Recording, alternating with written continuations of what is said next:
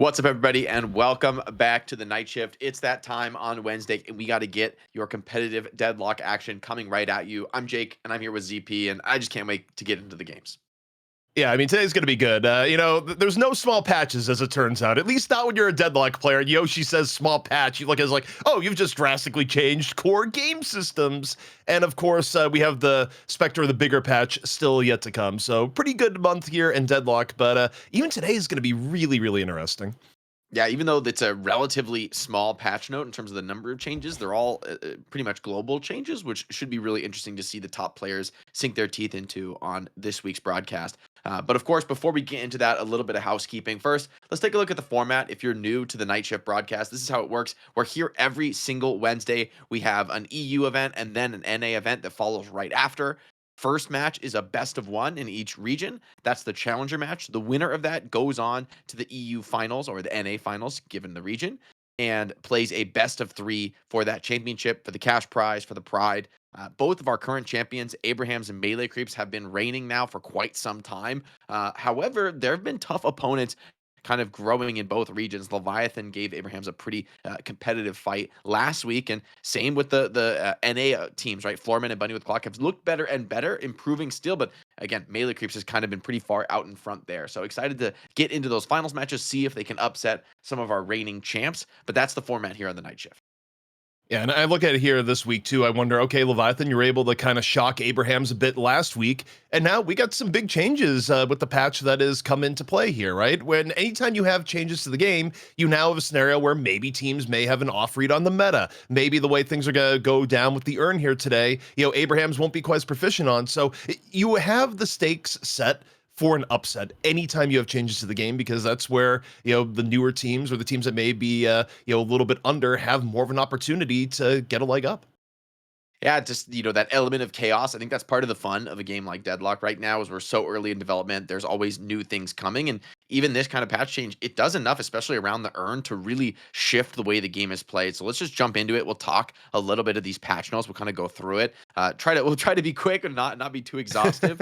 But the general gist of it is global respawn time reductions for the mid and late game after 19 minutes and 30 minutes. So just a little bit less respawn timer you have to worry about. However, if you're meaningfully richer than the enemy team's average net worth, so i.e. you're pretty far ahead individually with your net worth of the opponents, then you're going to have a pretty significant penalty of your respawn. It's going to be a lot longer than it was before. So if you're behind, your respawn is going to be just a little bit quicker. But if you're further ahead and the enemy team manages to shut you down, there's going to be a pretty big window for them to punish and have you out of the fight.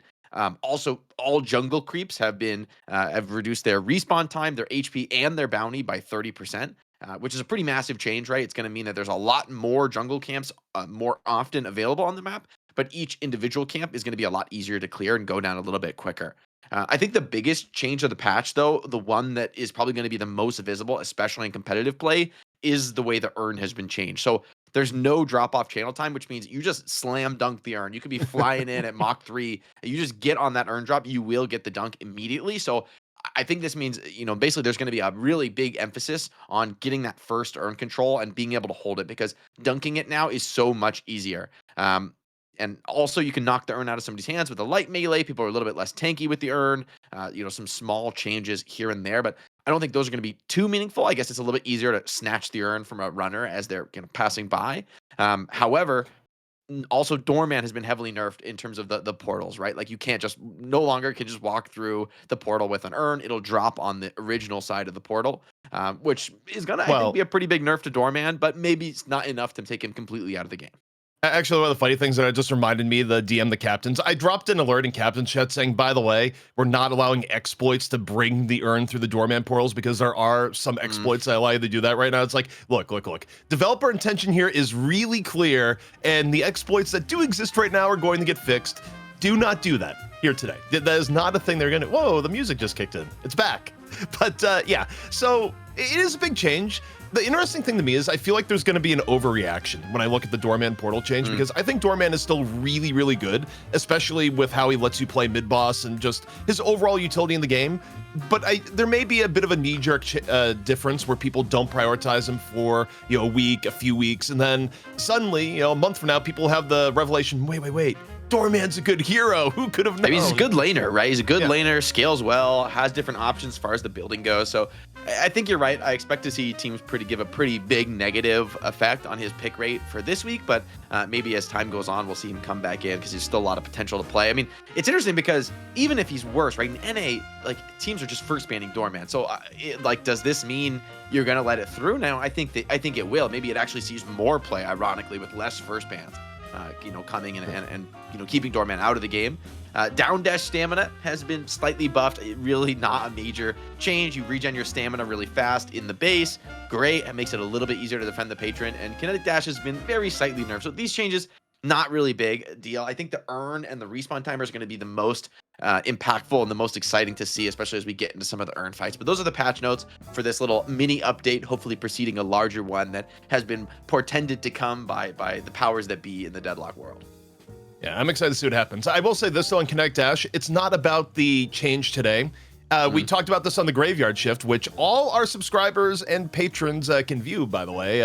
Oftentimes end the show, but otherwise, if there's other things that go on, we do it, a little bit later in the week. But one of the things we brought up was that, hey, this is the Yoshi nerf cycle. It looks like it's fine, but a few patches from now, Connect Dash could be down to like +2 ammo. It's how it goes on that item. Yeah, we'll see. We'll see. I think it's probably still good. I think it's probably still going to get built, but you might be right. Maybe this triggers the beginning of a long string of nerfs. We'll have to see how that goes. Of course, before we get too into the weeds here on the Deadlock, the game, we've seen a lot of Prime subs coming in. Really appreciate that from the community. But also, we want to take a moment to thank our patrons. Our patrons do a huge service to keeping this show running week in, week out. Whether you're a board member or a resident, it still makes a big difference. This is the best way to support the show directly and allow us to keep running like high quality Deadlock esports week in, week out. Even though the game, we're so early on, the passion is there, not only from the community, but also from us. So we're really happy that we're able to run this show week in, week out, provide a prize pool, pay our team, and be able to execute a high quality show. And really, it's the patrons who make that possible. Yeah, I mean, honestly, it's been very humbling to get this level of support, and it does help everything, basically go on, and really appreciative. We got new things in the works here, too. One thing that we're bringing back, if there is a patch later in the week, we are going to be doing a game night this week. We still have in mind the draft night that we want to do, but with the patch, like maybe, for lucky, dropping on, Thursday or Friday. We don't want to rush that. We're going to set up some good matchups and look to do that the week after. But community game night this week, definitely something we want to do if the patch hits. Yeah, definitely excited. Everyone in the community is like clamoring for that. We've had, little teasers here and there. I've heard the last update from, the developers on the Discord was that it's coming in a few days, which Valve time, look, I've been playing Dota long enough to know, like, you never 100% trust it, just play the game, enjoy it. And, it's like a surprise when something good comes out. That being said, what isn't a surprise is our taking a look now at some of the hero priority and the item priority from last week. So this is a segment we have that shows some of the top picked and banned heroes from last week's shift. So this is a way to kind of get a read on the meta. Obviously, this is before the patch, but since these changes are mostly global, like other than Doorman, I'm kind of interested to see if this meta is relatively stable. Like, at least for me reading the patch notes, I didn't see anything that made me think, oh, this is really going to change the way the game is played in terms of a hero priority perspective. I still think a lot of these heroes are going to go. Maybe Doorman is going to get banned a lot less often and might actually, ironically, be seen in more games, but we'll have to see how the teams react to this earn shift. My take going into this is that I think Mina may be all at the end of today. I think when you look at the jungle changes, Mina probably just got outright better, and she was already pretty good at annihilating the jungle quickly and efficiently. But now you're going to have more opportunities to steal enemy jungle, because if anyone can, invade and get out easily, it's Mina, and now you're just clearing even quicker on her. I think it's nothing but upside for Mina. Arguably, too, it may be Victor's day, because Victor, the way that he clears camps, Victor gets quite a bit of benefit, I think, right now of the change, because he's just going to clear through the jungle quicker. He's already a hero that enjoys a whole ton of farm. So when I look at that, I think those two heroes in particular are going to be way higher. And, Doorman, yeah, I think there's going to be an erroneous overreaction. But other than that, I would probably expect it to stay relatively stable. My hot take this week is I think Infernus might get played. Well, I guess it Hmm. got played a couple times last week, but I could see the dash furnace looking pretty good in the new jungle and clearing it really fast. That's a absolutely wild take, and I have no substance to back it up, but that's why I'm here on the broadcast, to make absolutely crazy statements. And now let's take a look at the item priority. One thing that isn't crazy is Cultist top. Yep, Cultist is the top. This, though, maybe could be one of the bigger changes. I think Cultist is, we talked about this with Lightbringer on the Graveyard Shift, could be one of the biggest item hits in the patch, despite not just receiving direct changes, right? Because all the jungle creeps having 30% less HP, 30% less bounty means the one-shotting a tier 3 creep is not nearly as good as it was before. It's about 30% worse than it was before. You could just clear that camp normally. So still think we're going to see a lot of Cultists, but I suspect that it's going to lose the top spot this week. I think something else is going to come up and supplant it. Maybe K-Dash falls a little bit here and there, but I'm curious to see how the item priority shifts after this week. A lot of green items here, you know, Stamina Mastery, Enduring Speed, Healbane, these mobility and status effect greens are still just mainstays in terms of the item meta. Definitely a good advice for a lot of people playing the game at home to think maybe you can maybe buying only orange items on Haze is not a good build. I'm just maybe it's possible. No. It's Well, the character is orange, so I build orange, Jake. It is positive synergy. Also, you know what may overtake Cultist if people start thinking this way? Monster rounds. In terms of actual things, because monster rounds would count if it's not upgraded the way we do the priority, even though obviously you need monster rounds to upgrade into Cultist. Realistically, you might look at it and go, actually, I just want the 25%. I don't need the full item. You know, that's fine. Just give me the 25% killing jungle camps. That's a good point. The efficiency in clearing camps is always pretty value on pretty much every character in the cast, and maybe a little bit, you know, you feel like, well, hey, why not throw it in and clear some of the enemy jungle just a little bit quicker? But that's our item and pick priority. Now, before we get into the show itself, we also want to show you a custom skin that we'll be displaying here on the broadcast. It's our newest custom skin for Night Shift, done by Ozzy. It was got a little bit of Abrams style. We're bringing back the Abrams, and we're going to be able to release this mod to the entire community once we hit our sub goal of 1,200 subs. So we're getting back into the new year. We took a break, of course, for the holidays, but we're hoping that with your support, we can get to that sub goal, keep the shifts running, and be able to deliver this skin as a thank you to the community for helping us reach that milestone. Yeah, I love that skin too. I mean, it has that old-timey hit, and honestly, it also makes me excited to see where skins are going to go in Deadlock in general. I just feel like we're going to get such cool. What do you mean, levels ZP? of You don't think it's going to be Ronald McDonald with a knife? I feel like that's going to be one. It's not going to be LeBron James crossover Abrams. Like that's not going to be the true. It's not going to be Mantis from Marvel Rivals in on the skin. Like I was watching someone stream, and I'm like, oh, it's Spider-Man versus Pikachu. Like, I'm like, I don't even know who these characters are until they start pressing. Dude, I was really confused what was going on. Someone posted a clip of Frogger from OW playing Deadlock, and he modded the entire game to be Overwatch characters. It was like, wait, I actually don't know who is who offhand. Like, what have you done to your game? But yeah, that stuff will, maybe go to the wayside. I'm sure they're gonna lock it down someday. But you gotta enjoy the chaos while it's here, and some of the great modding community that has allowed us to make some custom skins, and also some completely wild ones that are all over. Your favorite streamers and everything. We try to keep it a little bit more buttoned up at the Night Shift. We got the Mo Krill and the Abrams custom skins for the Night Shift. But of course, that's all the customization here on the show, at least for this week. Now, let's start talking the matches, ZP. First up, in the EU Challenger match, it's Fearless Furies taking on Leviathan.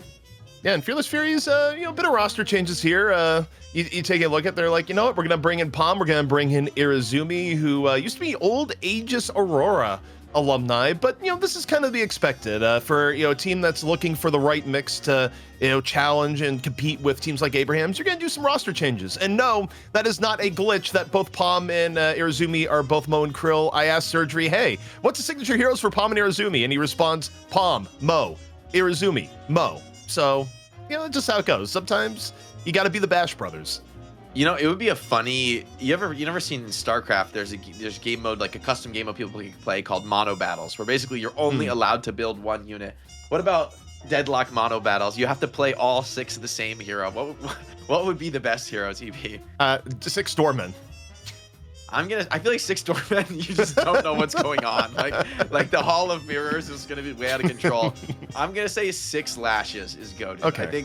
I think like chain lash holding people over and over again is gonna be too crazy. But that's enough chaos for me. Let's look at the opponent roster. Leviathan They made it to the money match last week. They went to 3 against Abrahams, which is something that few teams have been able to accomplish. So some big performances. Obakim has been a mainstay in top-level EU Deadlock for a while now, and Fremok also had a pretty solid game. So for me, like, this team had looked really, really good in that match. They made it competitive. Very nearly actually took the win over Abraham. So honestly, this is a team that I want to see have another strong week. As good as Fearless Furies are, I think Leviathan have shown, hey, they can be a real contender with Abrahams and give us a competitive money match, and that's what I'm all about. Yeah, the interesting thing too last week is that Leviathan looked good with Rayek subbing in for Empty Dreams, and it just reminded me I need to double check with Hapix. I didn't get any alert from Leviathan that they were changing roster this week, so presumably it'd be the same roster, but I'm just curious if Rayek is truly not playing today because, man, oh man, he did really well last week. But nope, I did get the confirmation. Empty Dreams is back today, so this is the correct roster. So I gotta say, for Rayek, you looked incredible last week. We'll see if Empty Dreams can get back to form because it's weird to say for as good as Empty Dreams has been as a player, but, Rayek was the star of the show last week to an extent. Yeah, had some big games. Excited to see maybe he'll be back on another roster for future night shift events. But Empty Dreams has been a really strong competitive player in EU and, has really started to make a name for himself. So I don't mind him coming back into the lineup. The consistency with the roster. We talked about this a bit in NA. It's like, on the one hand, yeah, there's like, you could always be hunting down player changes and different comfort picks or whatever, but there's something to be said for teams that stick together, build the synergy, build the coordination. In a hectic game of Deadlock, that matters, I think, a little bit more, maybe a lot more than necessarily an individual player's mechanics. Like being able to have those coordinated team fights in the late game, to be on the same page, really important to succeed at this level of play. Yeah. Also, this is a teaser for NA, but just a funny story because I think he's going to get it back in time. But we got notified that Melee creeps today. Ido's power grid went out, like the power grid to his entire neighborhood. And apparently it's so bad and going to be such a long power outage that Do is the planned sub for Melee creeps today. So, just future things to look forward to as we get to North America later in the day. But long way to go there. We got some EU business to take care of here. Maybe some Mo and Mo battles.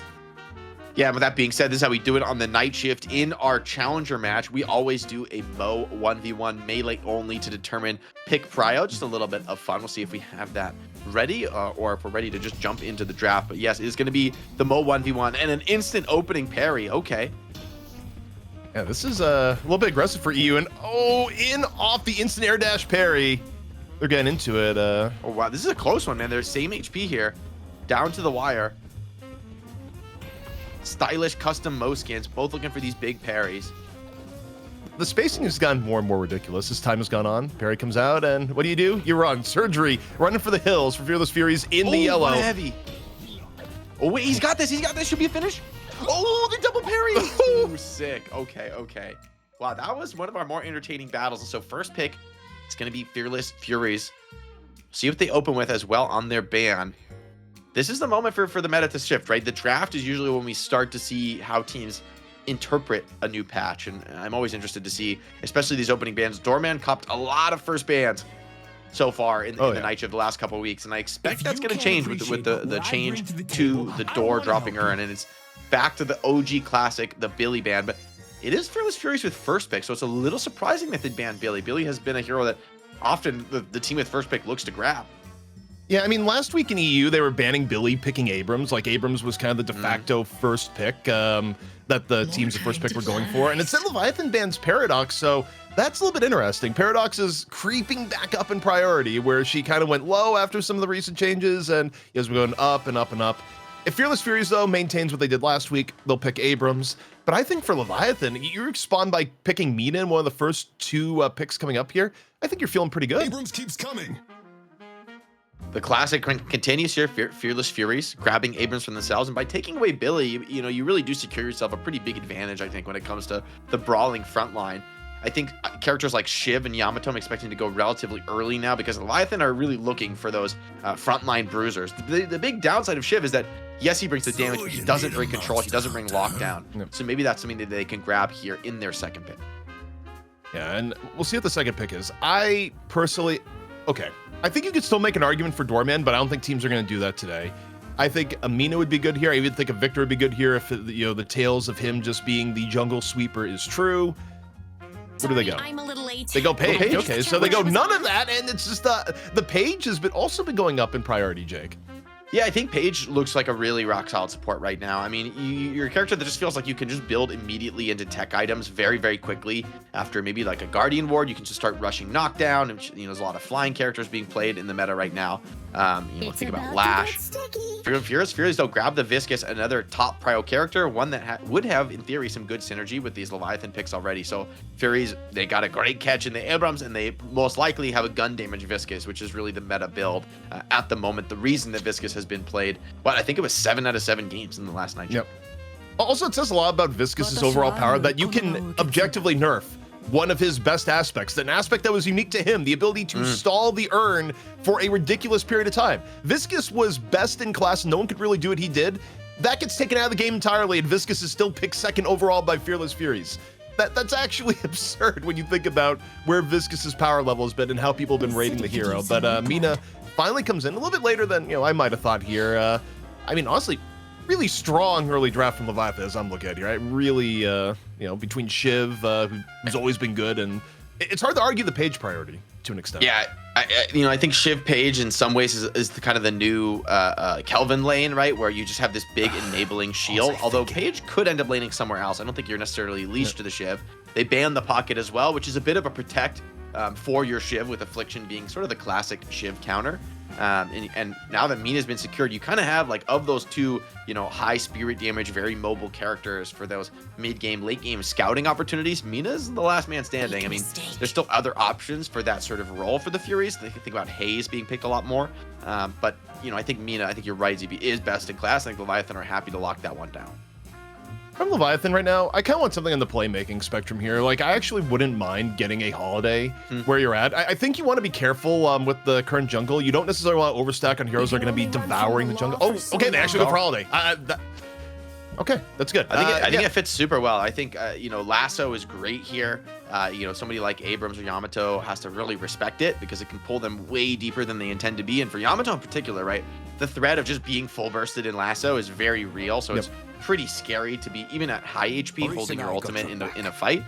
They grab a Mo and Krill, though, which I actually kind of like here, not only to deal with the Holiday coming in and out, but also the Mina. I mean, this is like a great tool to hard lock down some of these high mobility characters. It's like, you can be tricky all you want with your movement on Mina and Holiday, but honestly, a Mo with a Warp Stone is a really challenging thing to play around. If he's just got, one or two characters on the follow-up, he's going to be trouble. Viper as well.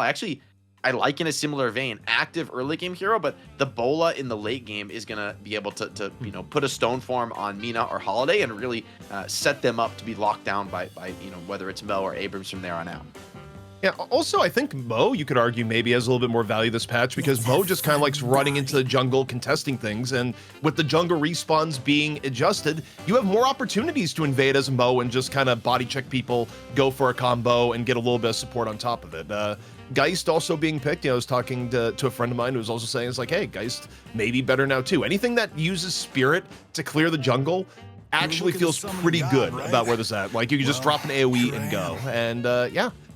Lash coming in to round it out for Leviathan, and honestly, I kind of like this because when you look at the setup, they didn't feel the need to necessarily go for something like a Wraith or a Warden. I think they realized that they're going to be giving a lot of their jungle farm to Mina, and you don't want multiple competing mouths for it in the back. I mean, Mina, Geist, Shiv, that's a lot of carry potential. I don't think you're going to be hurting too much. It does signal a shift maybe away from like the pure gun carry look. Even though Geist probably will build mostly gun carry, she does still usually get at least like the Spirit power spike at 4,800. Fearless Furies, though, finished with a great talent pick, and I think it's been a while since we've seen a great talent ZP. I mean, like, really, this character has not been played much at all for quite a while. It's an interesting one, this game in particular. I think that, having that owl to catch Holiday or Mina as they try to exit. If Geist is playing on low HP, great talent being able to just delete her from long range is actually like a really nice counter matchup. So I don't mind the GT here. I just think this could end up being a scary GT game if Holiday, Mina, and Lash are like able to get on top of you and run you down. Then yeah, this could get a little bit awkward, but they did need a lot of explosive damage follow-up. They have the gun damage from Abrams and Viscous, and now Great Talent brings the Spirit. So lots of follow-up for Mo and Viper catches. I like this as a final pick, although it's one that's a little bit of a meta shift from what we've seen in previous weeks. I have such opposing views on GT at times where I could see why he's not getting picked, but I think about the eye test when teams do decide to bring in GT, and GT has pretty ridiculous impact on the game, especially in the early mid game. I mean, what people get out of Owls, you continually see Owls causing mismatches on the side lanes, resulting in, picks that you don't really get with any other hero. I mean, yeah, the downsides are still there, but there's almost a part of me that's like the inside conspiracy theory that GT is chronically underpicked at all levels of the game purely because of the model. Like GT as a model, like his aesthetic is negative aura. Like I had a conversation the other day where it's just going, if you did skins for Deadlock, which heroes would be top 3 and which heroes would be bottom 3? And the consensus was that Great Talon might be the least bought skin in the game, like as far as the heroes go right now, just because he's not that popular off his aesthetic in his current form. Yeah, I mean, it was one of the things about Deadlock, though, that's kind of, I think something to love about it is Valve has been unafraid to make characters that are just like aesthetically wild, like Yep. they really haven't hewed to any sort of like pre-existing mold. Think about like something like Mo and Krill. I mean, it's just like absurd. It's like a giant mole man and then a tiny little guy riding on his back. I mean, so that's Valve, right? They're willing to like push things and let the artist cook. So you now take a look at some of the lanes here. Shiv battling up with Paige against Abrams Viscus. I mean, I expect this one to be pretty explosive and already some good damage here coming in from the Shiv. Yeah, not too bad. I mean, as oppressive as Abrams can be in lane, if you get Abrams down to half HP, even Abrams has to give you a little bit of breathing room. So the pressure coming in from this lane so far, courtesy Leviathan, pretty fearsome. Yeah, Abrams taking a little bit of hits early. Already has the passive level, though, and it's going to be able to regen up a lot of this. These early level damages, I'm not too worried about this for either side. But for Leviathan, they definitely want to have a hot start. If there's any lane that they're looking to get kills on early, it's for this Shiv, right? Shiv is a character who really excels when he's fed in the very early game and can tempo and play aggressive towards the mid game and really play off that execute. So I think this is a place where Leviathan are really happy to see some opening pressure and a nice strong start to the lane. Shiv being on full HP, very comfortable here and hitting, I think pretty much every knife so far has gone right into the Abrams, so he's really suffering. Also, speaking of suffering, Overseas is struggling a bit off in mid lane. I mean, you talk about burst potential on mid. If you're getting power slashed and power shot coming in from GT and Yamato, that is just a brutal lane. And it's not getting any better as OCs is super low. I mean, middle is heating up, and there's not much to be done when you're already this deep in the hole HP-wise.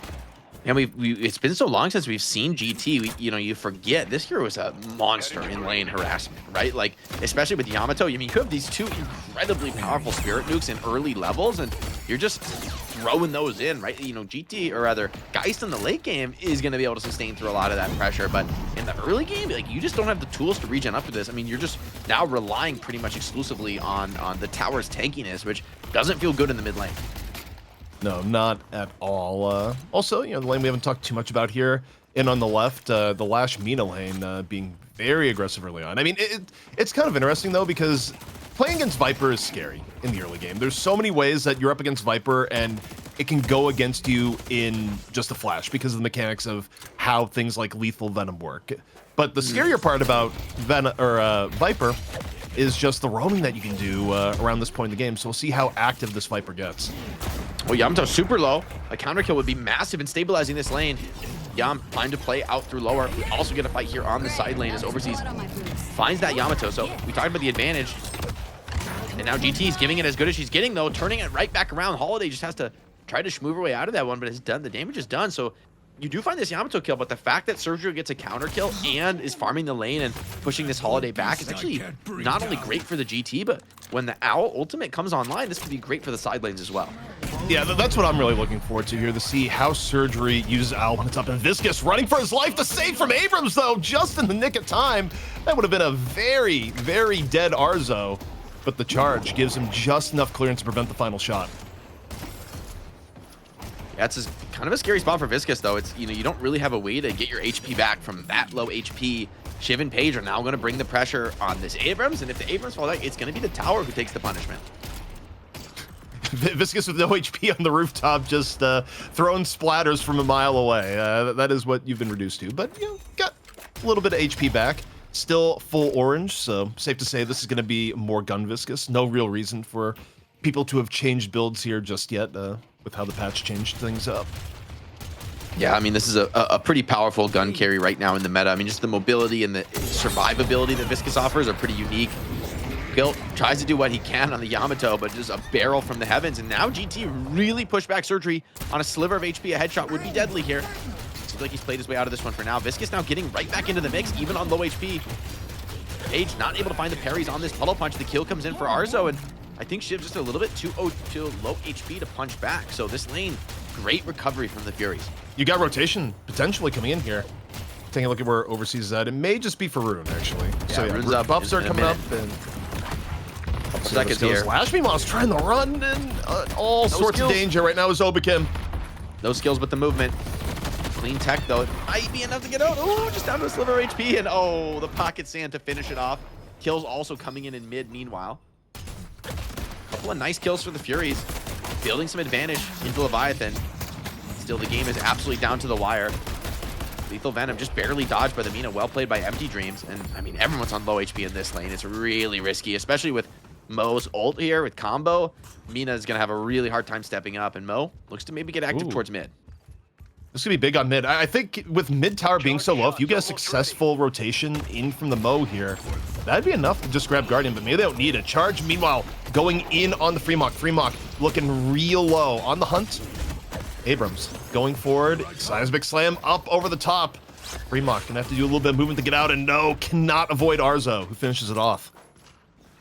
Yeah, well played by Sai there, like getting the Abrams ult sort of on the Shiv's retreat path and then letting Viscous get the cleanup while Shiv has no choice, right? If he goes back, he's just going to get dunked by the Abrams there. Page trying to put some counter pressure on. The tower is still healthy here. And looking at the lanes overall, though, as action-packed as this early game has been, it's still pretty much down to the wire. No real advantages have developed. Bit of activity in the mid lane is a big HP swap, massive onto the Yamato, and Cold has been really hurting in the early game. I think this is, what, the third death for Yamato? So, talking about another maybe character. 4. Yeah, loves to snowball, and this is anything but a snowball game for Yamato. She's going to be in kind of a desperate recovery scenario. They have done a lot of damage to this mid lane, and Surgery has probably profited in a pretty big way from getting a lot of the solo souls here, already having that spirit spike. So, curious to see how Surgery looks to take this game and really develop it. He's backing up. It could be Owl time. Well, he took a few steps back even while Yumao's running forward. Yep, Owl is out and on the way. It's heading over to the left lane. It's going to go onto Lash here. Where's it going to go? It's going up and around and takes down Empty Dreams. Get some damage in the side lane. They do find that kill onto the Mina, but the Shiv is back, full HP, and looking to pressure. I mean, with Page behind, they do use the Page ult for that pressure, but succeeding getting a lot of damage done, and you got to play so scared with the threat of Shiv's execute. They're not going to put any pressure on this wave, and so this is going to be a lot of tower pressure for Shiv and Page. Oh, missed parry, though. That's actually a relatively big mistake here. Shiv takes a lot of unforced damage, and this is going to be able to clear the wave, so bit of an error from Fremok, and that gets Fearless Furies right back into this lane. Abrams looking for the counter pressure. Really deep movement, though. I don't know about this one. The punch out, zone people away, but Abrams is just fearless, man, putting his body on the line, and Flammable, very low HP from that pressure. Yeah, I mean, that's actually ridiculous, especially given that Flammable had cooldowns up. I was not expecting Sai to deep dive that heavily, but, you know, to how this started, it just, the way the Guardians work, sometimes they delay their melees for no rhyme or reason, and it can cause some pain, because it's all started from a parry that wasn't to be, but still, the Guardian is down, and Fremok still working around. Thinks he can take a little bit here towards the Abrams. Doesn't get hit by the pull punch, but does get slammed by the charge, and not quite able to get him down to the killing blow range. Yeah, Fremok takes the risk, but Abrams is one of those tricky heroes to kill, right? When you look to pressure and finish him off, that passive regen starts to come in just when you think you're going to be able to get that killing blow. He also grabs a heal trooper. So nice plays from the Abrams to really turn this one down. Oh, an anti-combo, though. They use the Bola and the low combo at the same time, so Lash is actually going to survive that. Counter punch now. Empty Dreams looking to punish this one. Try to put this fight in, but Mo, the threat of that Scorn heal is very real, but it's not enough, man. The love bite really hurt at this phase of the game. And a couple, maybe 2 kills for Empty Dreams so you can get this second one on the Viper, and that's a beautiful start for this creature. You know what time it is, Jake? It's Owl time. Cooldown is back up, and the one thing about GT players, they usually don't wait too long to look for another Owl opportunity. But while this is going on, Mina just getting the Guardian for free. But I'm curious where Surgery sends us. Right now, feels like all the action is going to be in the right lane. You got a rotation of 3 off to the right. Surgery, maybe send an Owl over there soon. Viper rotating up and over. We'll see how things go down as a little bit of pressure here on the Overseas. Gets hit with lethal venom. Trying to shake what is multiple pursuers here at the moment. GT in the back, considering dropping the owl up over the top. Just gonna thread him through. It's kind of a tight angle. Hits Overseas in the end. And Overseas finally gonna fall to Palm, who gets the last little bit of damage. And some fearless pushing right now from GT. Looks to follow up, has a lot of damage, but oh no, that's not the matchup you want. Shiv right on top of Surgery. Gets active and cuts GT down. Tower does go down in the side lane, though. In exchange for that, Shiv's going to be a ways of farming that up. Oh, Colt misses the power slash. That's devastating. That should have been a free kill. That should have been him getting back into the game. And instead, it's another death. Flammable just thanking his lucky stars. He miraculously survived this one. And oh my, a vitality buff for Nina right now. Empty Dreams living for this game. 10k souls on Empty Dreams, 9.3 on OC. So a great start for some of the key carries, and still a cultist investment here for Geist. Yeah, and one thing that's interesting, I mean, okay, so Cult has been having a pretty tough game overall. I think that's more than fair to say. But, you know, I'm just thinking back to the draft and, you know, what people are prioritizing here. This is also, you know, the reaction to Doorman as expected. Doorman just, you know, not here whatsoever, but we got the urn. This is something that we're talking about. The new urn changes underway. Urn control itself, super important right now, and it may just be Overseas that dunks it in without issue, and that's exactly how it's going to go down. They lose a Guardian for it, but that's about it. Now Arzo getting some nice activity there, getting involved, and has elected to pretty much, it looks like, skip Cultist. Honestly, I wonder if he's even going to buy it, given the way this build has gone, and I kind of like that right now for Viscus, right? Like, to be able to get active a little bit sooner. This is a game where I think Viscus is not going to have too much time to farm. I think he needs to be active. He needs to be participating early, because Leviathan starting to develop a real lead here. One that could start to get scary when especially you get characters like Mina and Shiv who love to play from ahead, love to get aggressive, pair them up with enablers like Lash and Holiday and even Page behind for safety. And I think you have a very scary mid-game cooking. I think Fearless Furies need to get into some more powerful items, and they could play around things like combo to help get them there. But honestly, I think their comp is going to be a lot tougher here in the early game, as we can take a look at some highlights. We did see an urn dunk here coming in from the Holiday, so that's a massive one. Just being able to dunk that urn so quickly, Holiday rotating through, continues to expand that lead for the Leviathan. That's worth a few thousand souls here in the early game, and can make the difference as far as getting into some of these items just a little bit quicker. Also, while we're paused, it's a great opportunity to mention that you can donate to the prize pool. The base prize pool per region is $300, $600 total. All the prize pool is split evenly between NA and EU. And of course, you know, this is coming in from, you know, our patron supporters so far, and all the various support that we get. But, you know, you want to make things even better for the players, you can just add in the donation. We'll read it out on stream. And also Nox Nostra going down on Sai, immediately bursted down as, you know, on the game right now, Leviathan's starting to get a bit of clearance, Jake. That's a painful death, right? Because as Abrams, you kind of want to be initiated on like that. You want to tank some ults, play your way out of it, you know, get that heal regen in, and, you know, be able to survive another day. But Abrams just can't get through the Mina burst, and that's a massive kill to be able to find right now, who's one of your leaders for souls for the Fearless Furies. Nice slowing Hex, big connection onto Obakim with lethal venom as well. He could be ticking out from this one, gets a heavy melee off before he goes down, but Palm claims that kill. Traded right back though, and oh, this is turning into a real bar brawl. Abrams respawn back into the fight. Side low, Colt as well getting active into this one, and hey, this is starting to look like a very strong fight for Fearless Furies. They brought the numbers, and Owl streaming in as well to maybe look for some finishing kills, and you're going to be happy to find that 3-for-1, getting yourselves right back into the game for Leviathan. Also, one thing we got to start looking at here is respawn timers, where obviously it's difficult to kill Mina, and Empty Dreams hasn't gone down yet. But if you're Fearless Furies, you're thinking about, you know, at this point in the game, if you can engineer a kill on the Empty Dreams, not only are you going to be slowing down the farm of the most farmed player, but you start getting to this point in the game where you can engineer a mid-boss opportunity. You are down for a shockingly long period of time when you are the one most ahead of the game. So that is one of the new sort of victory conditions that you have in this patch, is that if you kill the most farmed player, you can create a mid-boss opportunity a lot earlier than you could previously. So something to keep in mind as we see Empty Dreams rotate in and around the map. Meanwhile, though, had a potential lasso hit from Overseas, decides not to go for it.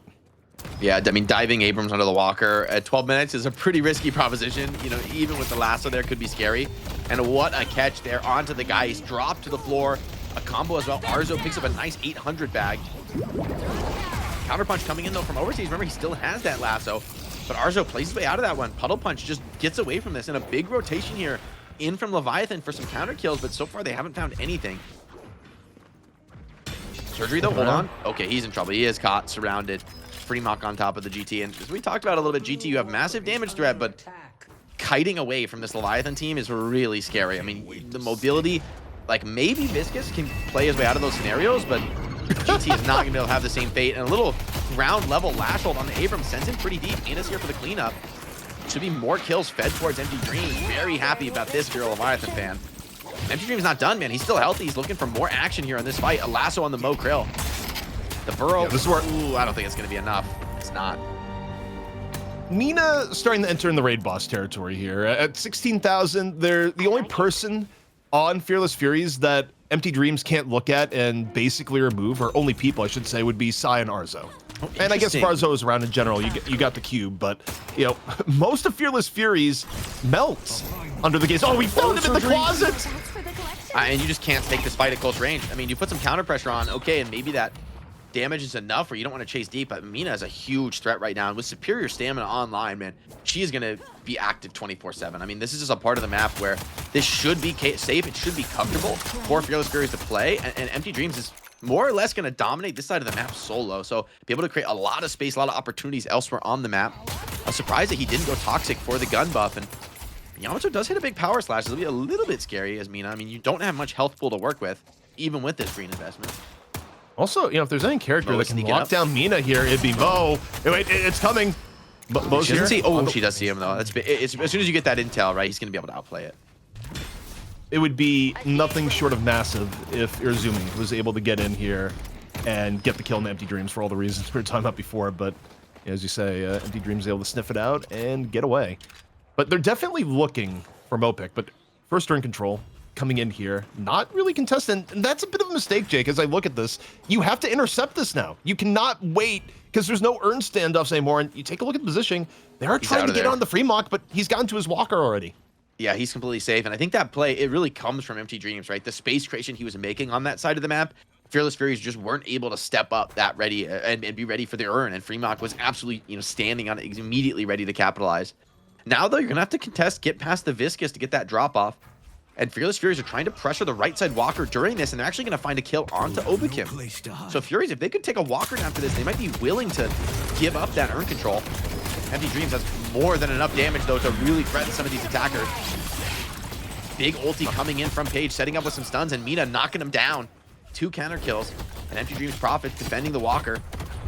Urn dropped in the mid lane, though, and a ton of pressure onto the Shiv. Fremont pulled way too deep for this one. Great catch from Arzo and Surgery. But are they going to be able to stay active? Another kill. Empty Dreams with his third on this side of the map. Really just taking it over. Urn right now freely heading back to spawn, but you take a look at the map. Leviathan should be able to get Urn control here once more. More Fearless Furies is down on the map. It's Obikim that is on Urn chase down duty.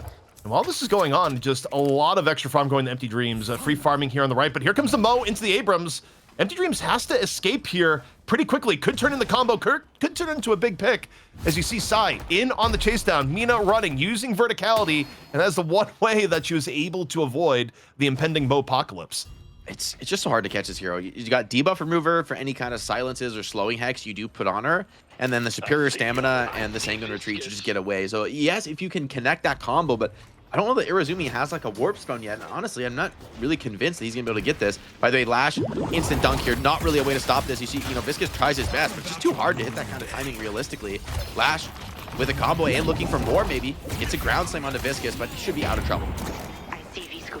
Leviathan still wanting to get a little bit friskier here. In on the left lane. We'll see if they can pick up a little bit more. Kulto, flying strike. Very Let's deep. Get I some don't know about revenge here this. onto the Holiday. Yeah, I mean, it is very, very risky. Holiday, though, no lasso to punish, but is just kind of getting poked down by the gun. Shell transformation used, and I'm not sure if Cult wins this fight. Cult isn't sure either. Cult stopping the dive in onto Overseas. A lot of numbers here, though.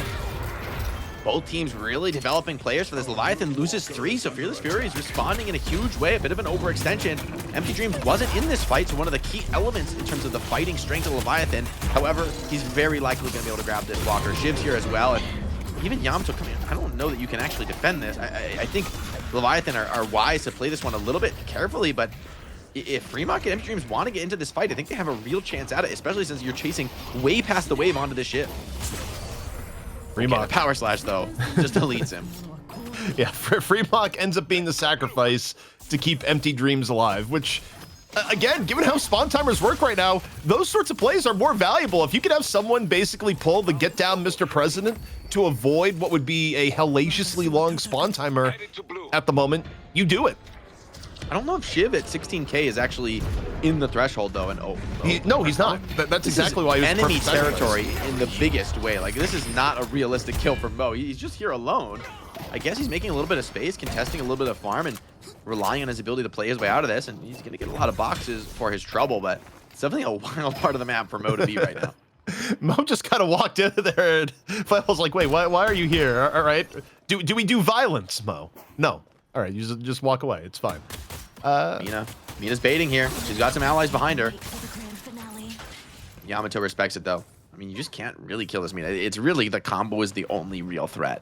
And even then, right, like there's Paige to save with the ulti. I mean, there's a lot of ways. Like, honestly, I feel like if Mina dies, it's just a mistake from Empty Dreams. He's taking over the game right now, and I think the only hope for Fearless Fury is to just get to the point where Arzo's gun damage is so immense that Mina can't really stay in the fight. So I think a lot of pressure on Viscus to really deliver that carry potential. I mean, he's at 23k net worth, so relatively close to this Mina and enough to be a really serious threat to her. But it feels like the map pressure advantage here for Leviathan is pretty significant, and if they do get any kind of decisive team fight, it will be a mid-boss. Same can be said for Fearless Furies, though. Both teams have the damage for mid-boss, so no one wants to make the mistake here.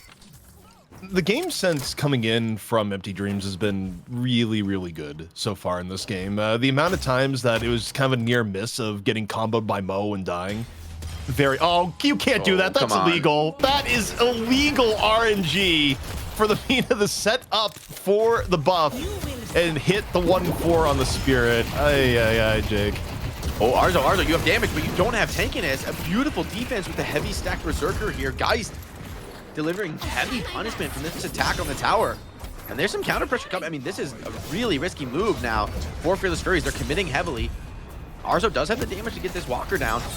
But chasing this deep on Yamato, yes, you have ulti, but are you really going to be able to sustain a fight here? And you're losing a ton of HP on both the opposite side Walker and the mid. So I think an advantage in this trade for Leviathan, but maybe Fearless Furies are just happy to get any kind of trade given the game state.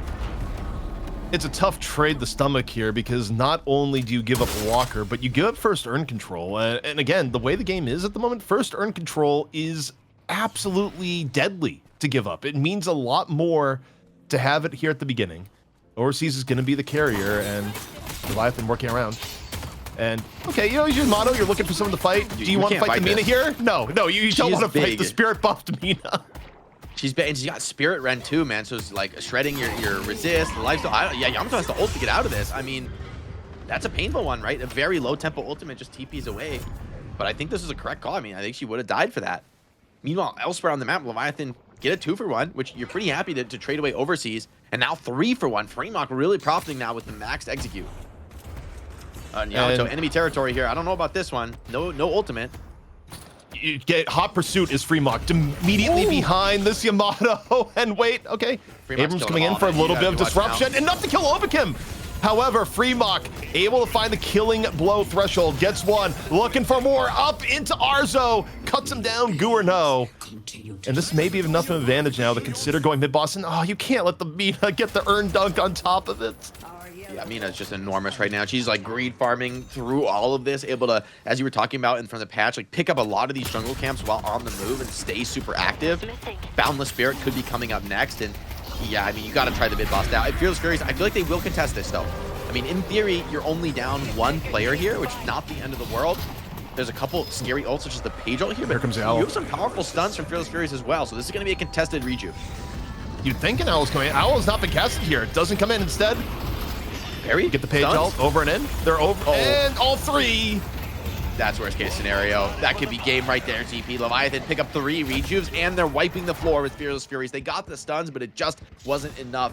Flammable with that rallying charge. Protects the crystal. Parries has come in as well, and I mean, that's a painful one now for the Furies. Blood is absolutely in the water here. 30 seconds of time to play with a major player advantage on top of the rejuves. I think this is going to be mid-walker. Empty Dreams already pressuring that one down. Yeah, I mean, the problem is you're at a 30k deficit here, and while I think both teams are relatively even as far as early to end game proficiency, I mean, you could argue Leviathan's a bit better in the late game. At this point, the opportunities for comeback for Fearless Furies are pretty low, because anytime you use a Mo as sort of your de facto main playmaker, it kind of necessitates that the game is even to get good use out of combo. You're not using something like a Holiday or a Paradox to, generate longer, safer picks. So at this point, for Fearless Furies, they require Leviathan to make a big mistake, and mistakes are just something they're not making. I mean, you look at how safe Empty Dreams has played this entire game. Can we get a check on the kill death? Because I don't think Empty Dreams has died once. Or if Empty Dreams died, it was at the beginning. I think he may have died to an owl, and that's it. Curse up on Abrams, so a lot of stun threat from Abrams. I think Sai is kind of like the last man standing here, and a beautiful catch onto Shiv, combo as well as Curse. Everything put into him. Rejuve used, but yeah, I don't think you can stick around for this one. They're looking to fall back out. They think better of it. Maybe they look to get back into that. Metal Skin popped, but if there's help coming in, this could be scary. Abrams Death Slam in the room. Big damage on a Fremont. There's enough to get that finish kill, but here comes the counterplay. Leviathan bringing numbers, taking this fight. And Empty Dreams fighting in the small room. This is a weak spot for Mina. In theory, not a good place for her to fight. She takes a lot of pressure, but just has too much HP to deal with. And Yamato chopped to pieces now, cleaned up by the Holiday and the Mina. You do get a Shiv, but you don't take any other crystals away. Meanwhile, Palm just making space on the map, putting a lot of walker pressure down. I mean, this build is all damage all the time, so you're very happy to be throwing your life away for a walker at this moment. But Leviathan, they do have a power play opportunity to push base. Jake, there's a sense of impending doom there where you go, okay, we got the Shiv. Quickly, get him before they rotate in. And you just hear the Nox Nostra sound deep in the tunnel, just directly flooding you with bats as Overseas, or rather Empty Dreams had really nothing contesting him towards the back end of that fight. That's a trade you make all day if you're Leviathan. And they still have time here on the Rejuve. About a quarter left to go. They could do a bit more in regards to pushing. You get the Vitality buff now onto the Mina, and again, the win condition scenarios here for Fearless Furies are really low, as earn control once more going to be taken by Leviathan, and I don't really think you can prevent the earn turn in, but finally you get the combo on the Empty Dreams. Curse? The problem is, okay, you have Curse, he has the Rejuve though. Oh, DBR. If you're even able to finish him off. The debuff remover so valuable there. The reduced debuff duration, just barely not enough to kill him. And that's a Mina in the dream scenario. Like a great catch from Irizumi with the combo. You have the perfect timing follow-up Curse into the pin from Sai and all the damage being brought to bear. It's just not enough. Although Empty Dreams, I think he did get bursted down maybe by the Owl from Surgery. So he actually did lose his Rejuve there. But I don't know how valuable that's really going to be here. I mean, you're almost willing to lose your Rejuves. Leviathan are pretty much just playing this one to farm, although could be a team fight if you try to come a little bit too far out of your base here on the Furies. Kind of a Thanos moment, all that for a speck of blood when you have the Rejuve in reserve. It's a lot of effort to go for. Mina, gonna step her foot into the Spirit Snare for a brief moment. You got Leviathan focusing on all corners here. Still one Rejuve available. Guardians, their main concern here as things go a little bit deeper into the base. Fremont gonna force out Shadow Transformation out of Cult. Just have to go back and found here and in over the top. Once more, Nox Nostra. Heavy counterfire, though, in onto Empty Dreams. Empty Dreams having the back way. Remember, no more Rejuve charge because he died a little bit earlier. It goes down for the second time this game. That's a massive kill. It's 80-second respawn. Now opportunity for Arzo on the Viscous. He's very farmed here. Could actually turn around, and I think with Mina off the field, Viscous is legitimately very powerful. The rallying charge, though, could be enough to shut him down. They lock him down as well with the connection, but he makes it back into the healing field. And Leviathan, I think they're going to be happy to get out of this one. I don't know that a Patron drop is on the cards. They're looking to stick around, being a little bit greedy here. There could be some counter pressure for this. Viscous putting in huge damage. Last sticking around, just trying to desperately drop this Patron, but he's not going to get it. Sticking around alone for the drop, and Arzo finds one. Now looking for more. They're continuing to chase this down. Huge. Finds a second. Huge force out of Arbito, though. They're trying to put that counter pressure on. Here's the rallying charge, stunning up a few players. Do they have the setup? The ball pop from Viscous. Arzo, he's tanky, he's mobile. He should be able to get out of this one, but he's still ticking down. Osis finishes the job. And that's the heaviest carry now down for the Furies. The Patron does eventually drop. Shiv's able to get back in and finish what Lash started. And it's a bloody one, but Leviathan, in the end, now it's just one last life for the Furies. And maybe not even that. Abrams chopped down. Osis doing all the work here in the end game. This is just the beginning. there was a very brief moment in the middle of that fight where it looked like Fearless Furies might have been able to thread the needle, but instead, okay, maybe you get on the Geist here, you drop the Bola, you get a little bit back up from Yamato, you're going for OCs, there's no swap, there's no more rejuve, and it doesn't matter. OCs just crunches both. Yeah, the bird, it just tickles, man, with that heavy shield on Geist here. She's not even going to back out from this. This is going to be end of the game here. Mo caught in the mid lane, burned down by Empty Dreams, and it's only Surgery and Arzo. Surgery desperation mode, tries to send it down the lane for a kill, but it's only going to be his own death. No chance to clear the minions. Arzo, no way he could do this one alone. Jake, Grandma didn't have much life to drain there. That seems unreasonable. It's like, I drained your life force. Well, you're GT, you don't have much left. Patron, though, going down. Leviathan once more will be taking the fight to Abraham's in our EU money match. Here's Furies, though, making it interesting at points, but man, oh man, it makes me wonder, Jake, on the draft priority, where we came in going, hey, Mina may be better than ever, and Empty Dreams certainly fit the bill. Yeah, I mean, like, Mina's that character who wants to get the early snowball rolling and play off the mobility to really dominate the map and put the pressure down, and Empty Dreams did fantastic. And we were talking about, oh, he subbed out last week, you know, it was looking so good for Leviathan, but I think Empty Dreams has made a really strong case for himself in this opening match. Of course, we go to the highlights here, and it was the laning phase where Fearless Furies kept things a little bit more interesting. It was a tougher start for Cult, but in the mid lane, you know, Surgery made the GT look pretty viable for a period of time. In fact, one of the only kills they got on Empty Dreams in the early game came from a cross-map owl. But in the end, Leviathan was just able to be a little bit scrappier over the course of the game. They controlled more of the jungle actively. The Empty Dreams was able to protect themselves and never really go on that long spawn timer. No matter how many times Fearless Furies tried to set up these gank attempts with Irizumi, just, you know, kind of had eyes in the back of his head to avoid those attempts. Freemark also had a couple really huge impactful fights on the Shiv, you know, being able to just storm into the enemy backline and really be a problem. You can see some of the highlights, and oh no, that is truly tragic, man. And I mean, that's part of the thing with like a character like GT being pretty much unplayed in the meta. Even though you bring it out and it looks good, it's like the comfort to perfectly pilot the owl is something that doesn't come quickly and easily, right? That's something you get from, you know, playing a ton of the heroes. That's the challenge of picking a less played hero with some pretty niche mechanics as GT has. Yeah, we didn't even see, I was wondering where the owl went in that fight, but the soldiers go, I was like, whatever. And observers, it's one of those things where as a player, like, oh man, I hope they didn't catch that. Oh, on the no one saw that. broadcast. And observers are like, come on, bro, they just did him dirty here in the highlights. Yep. But either way, I think that leads us to our MVP, which may be ready right now. I'm not sure. I'm kind of, you know, Jake, you're hosting today. You get to lead in the MVP.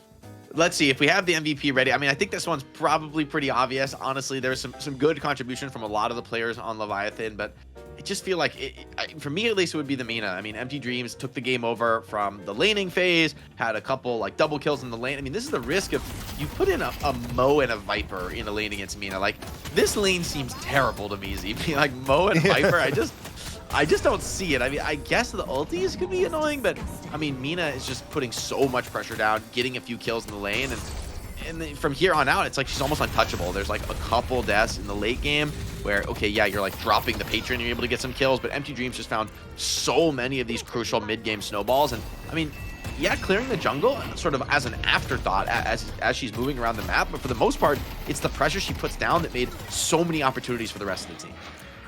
Yeah, and I mean, also, again, the way the jungle changed here, Mina is just one of the more efficient heroes at eating the jungle. She was last patch, but it's even better now. You get less cultists in play where, you know, we'll take a look at the overall item situation when we get the advanced stats, but people are saying that there were only 2 cultists picked in chat and across, and I was looking around, I was like, yeah, you know, I'm pretty sure that's true, so a bit of a change, as cultist maybe no longer the item that just about everyone in the lobby is going to go for. And God, the Mina highlights, they just go forever. Sometimes for a player of the match, Jake, that we don't have that much material, but this time around it was Mina. Yeah, we'll have to see if Empty Dreams can do it again in the money match. That's what's coming up next. It's going to be Abraham's taking on Leviathan again. Last week, Leviathan pushed it to 3 games. They made it very competitive. Now they've got Empty Dreams back in the lineup. See if they can do even better. All that right after a short break. So stick with us. When we come back, we have that EU money match coming right at you.